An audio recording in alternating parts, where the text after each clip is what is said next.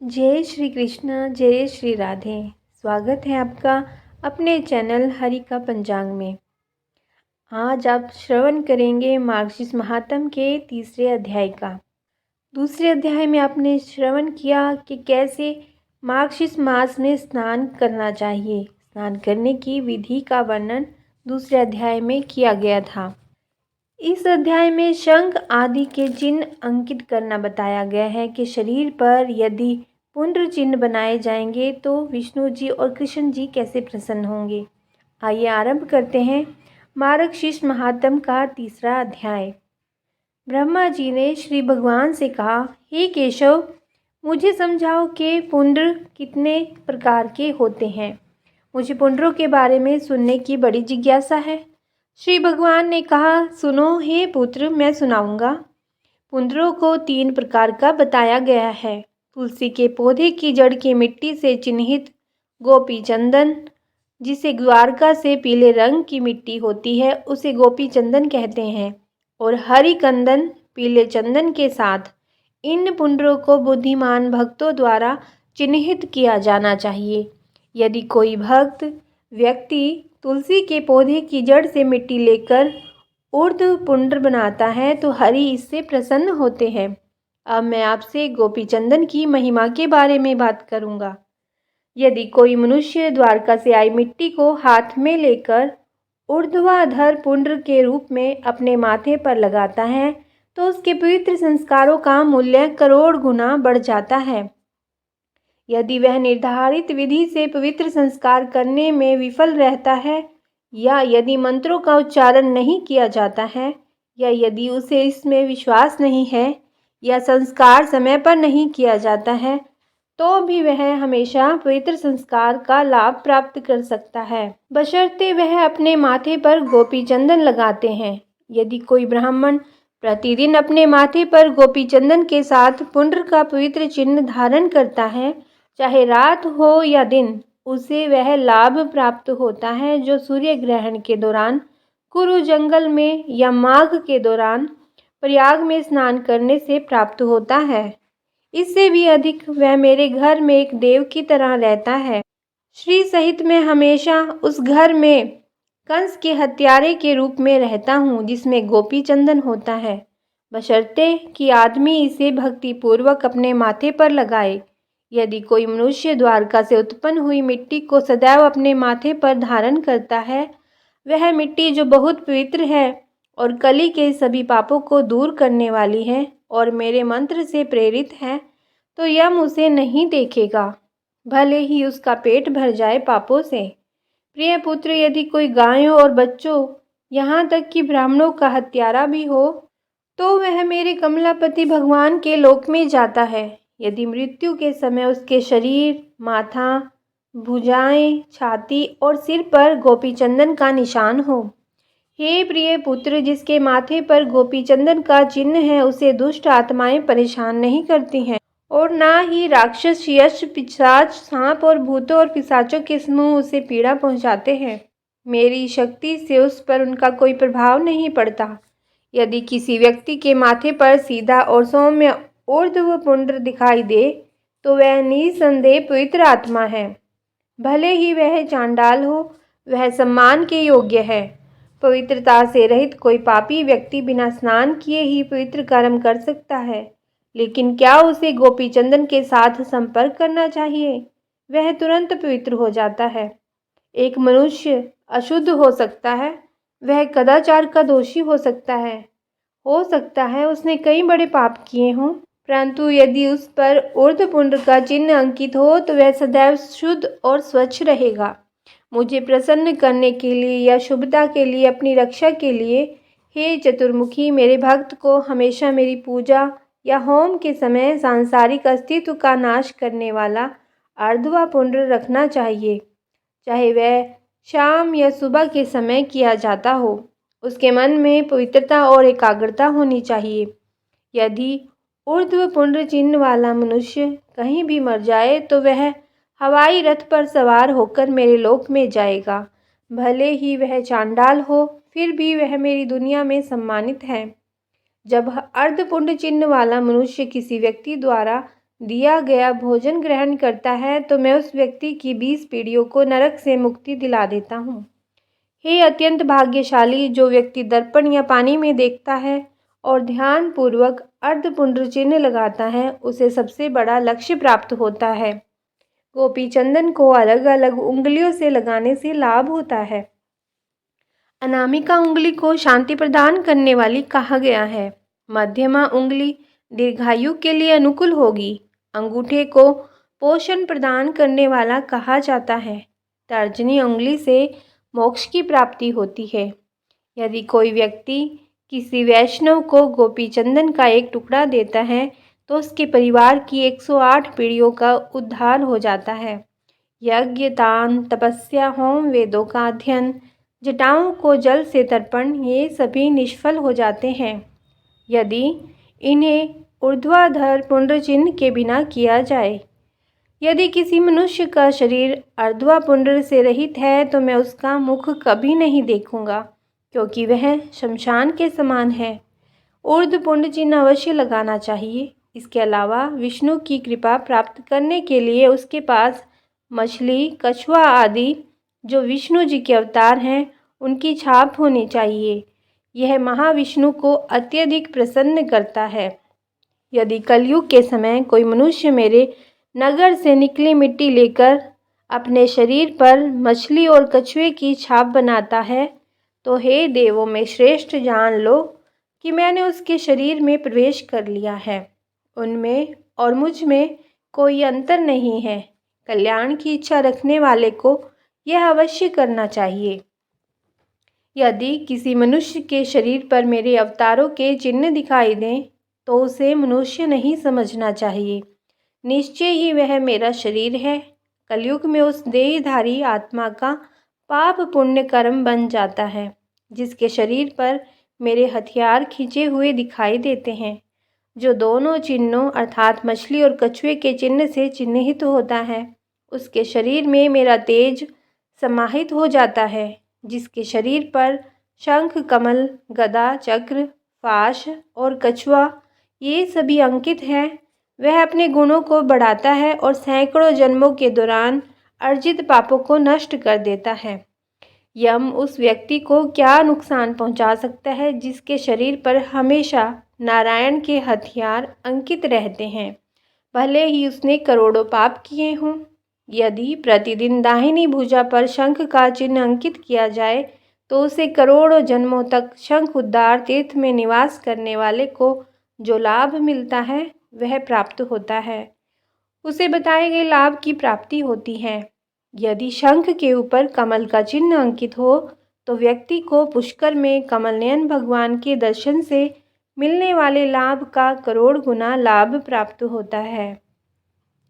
गदाधर श्री विष्णु प्रतिदिन उस व्यक्ति को गया जैसे पवित्र स्थान की यात्रा का पुण्य प्रदान करते हैं जिसकी बाईं भुजा पर कलयुग में लोहे की गदा अंकित दिखाई देती है। यदि लोहे की गदा और चक्र का अंकित किया जाए तो वही लाभ होता है जो आनंदपुरा में चक्र स्वामिन के पास लिंग के दर्शन के लिए बताया गया है। यदि किसी के शरीर पर गोपी चंदन मिट्टी से मेरे शस्त्रों का चिन्ह हो जाए तो वह प्रयाग और तीर्थों में जाकर क्या करेगा। जब भी शंख आदि से अंकित कोई शरीर दिखाई देता है तो मैं प्रसन्न हो जाता हूँ और उसके पापों को जला देता हूँ। यदि किसी के शरीर पर दिन रात शंख, चक्र, गदा और पद्म के चिन्ह विद्यमान रहते हैं तो वह मेरे ही समान है।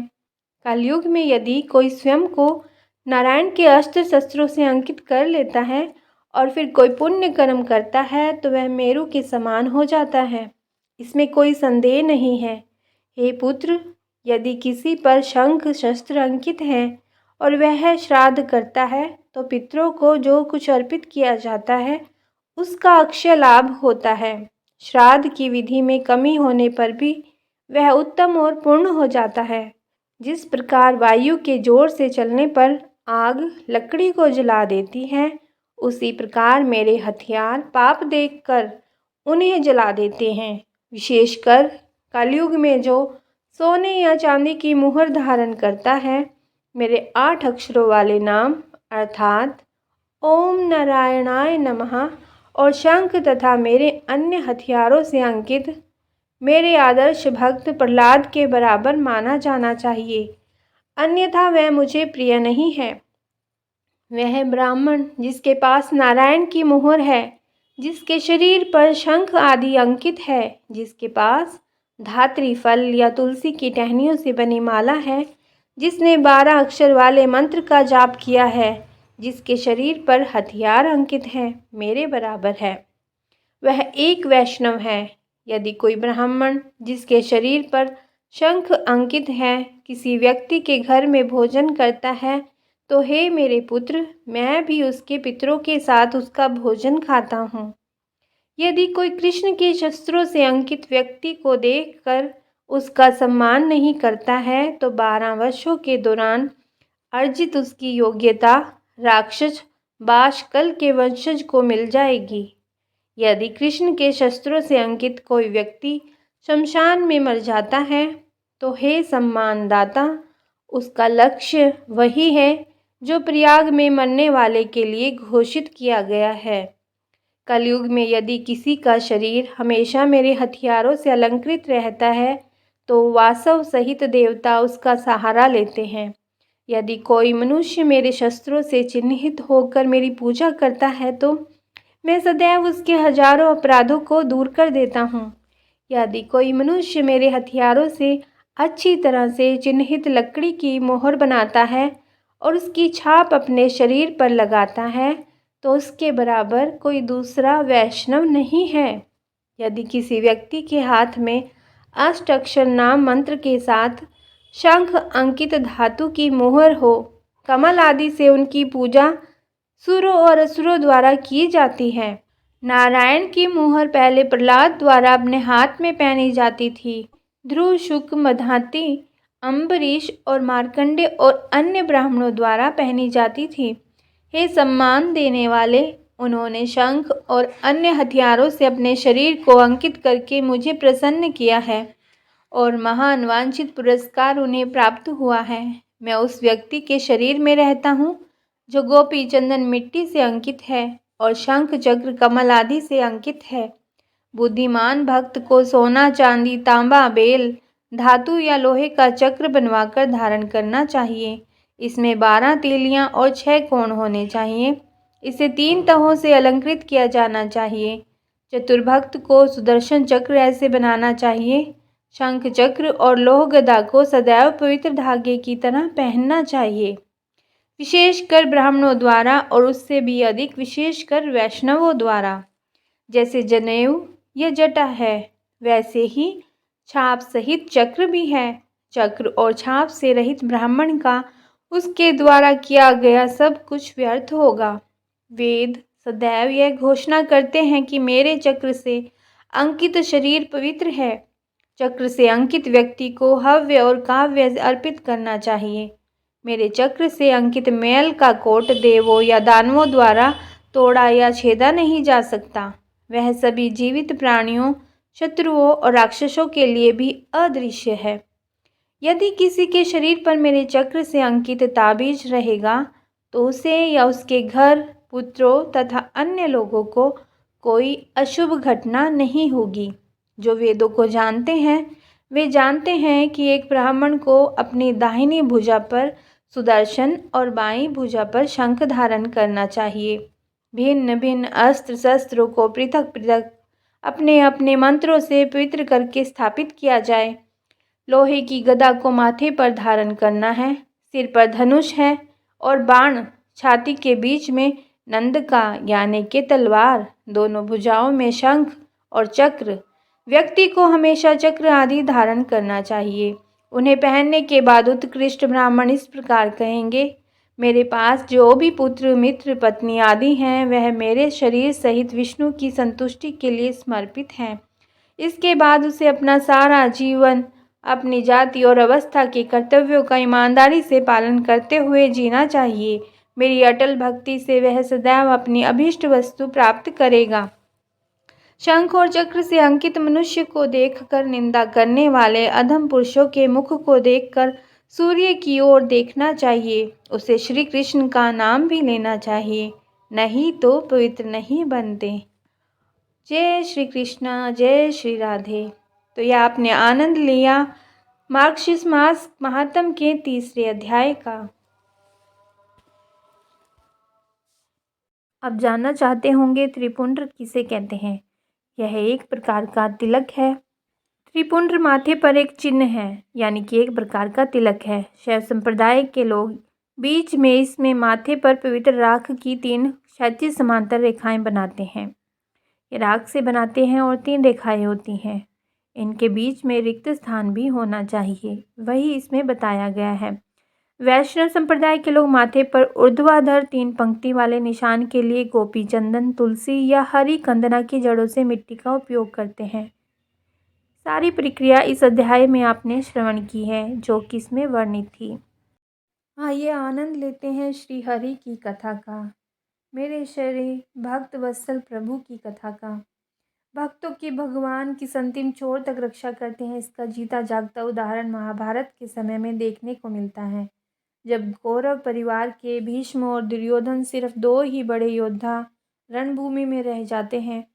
ऐसे में भीष्म पितामह दुर्योधन से कहते हैं कि दुर्योधन, तुम अपनी पत्नी को संध्या वंदन के समय मेरे शिविर में भेजना, मैं उसे अखंड सौभाग्यवती का आशीर्वाद दूंगा, तो 10,000 अर्जुन भी तुम्हारा कुछ नहीं बिगाड़ पाएंगे।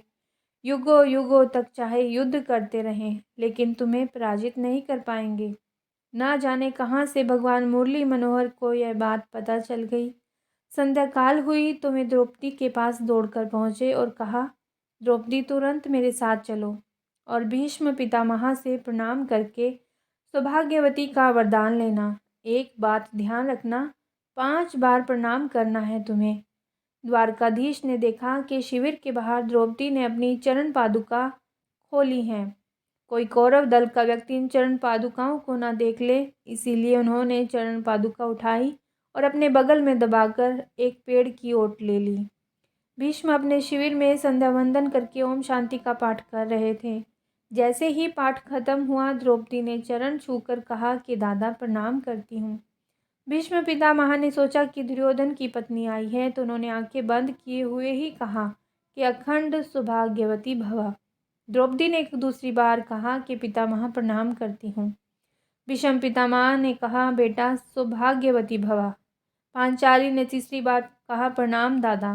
भीष्म पितामह ने कहा कि अरे बेटा आशीर्वाद तो दे दिया, अब तुम जाओ। द्रौपदी ने चौथी बार कहा, पितामह सादर प्रणाम करती हूँ आपके चरणों में। भीष्म पितामह ने कहा कि अरे बेटा एक बार दे तो दिया, आशीर्वाद अखंड सौभाग्यवती भवा। द्रौपदी ने 5वीं बार कहा कि पितामह आपके चरणों में कोटि कोटि प्रणाम। भीष्म पितामह ने बोला कि अरे बेटा सौभाग्य, और वहीं थम गए भीष्म के शब्द। उन्होंने कहा कि तुम दुर्योधन की पत्नी तो हो नहीं सकती, वह तो इतनी अहंकारिणी है कि एक बार ही प्रणाम कर ले, वही काफ़ी है। तुम कौन हो? द्रौपदी बोली कि मैं आपकी कुलवधू द्रौपदी हूँ। पितामह आपके चरणों में साष्टांग प्रणाम करने आई हूँ। भीष्म पितामह ने आंखें खोली और कहा कि हे द्रौपदी, तुमने क्या कर डाला? मेरी कुटिया में महाभारत के युद्ध का परिणाम तो अब घोषित हो गया, कल से तो सिर्फ नाटक दिखाया जाएगा, पर तुम आई कैसे? तो द्रौपदी ने कहा कि मुझे द्वारकाधीश लेकर आए हैं। पितामह चौंके और बोले, कहाँ हैं कृष्ण? द्रौपदी ने कहा कि बाहर खड़े हैं। अब देखिए मित्रों, भगवान 2 काम करते हैं, एक तो अपने भक्तों की रक्षा का इंतजाम करते हैं और दूसरा उन्हें पता है कि कल भीष्म पितामह का रणभूमि में अंतिम दिन होगा, इसीलिए पूर्व संध्या पर उन्हें दर्शन देने पहुँचे हैं। भीष्म पितामह ने जैसे ही भगवान को देखा, उन्हें झुककर प्रणाम किया। जय श्री कृष्ण। श्री कृष्ण जी ने उन्हें उठाया तो बगल में दबी हुई द्रौपदी की चरण पादुका भीष्म के सिर पर गिर गई। भीष्म पितामह ने भगवान की भक्त वत्सलता देखी और रो पड़े कि भगवान की अंतिम छोर तक अपने भक्तों की रक्षा करते हैं। जो भगवान अपने भक्तों की चप्पल उठा ले, उनसे करुणा वाला और कौन हो सकता है। इसीलिए उन्हें करुणानिधि, दयानिधि और ना जाने किन किन नामों से पुकारा जाता है। सत्य है कि भगवान अपने भक्तों की रक्षा के लिए, शरणागत की रक्षा के लिए किसी भी अंतिम छोर तक जा सकते हैं। जय श्री कृष्ण, जय श्री कृष्ण, जय श्री कृष्ण। ऐसे ही श्री कृष्ण जी आप सभी पर अपनी कृपा दृष्टि बनाए रखे।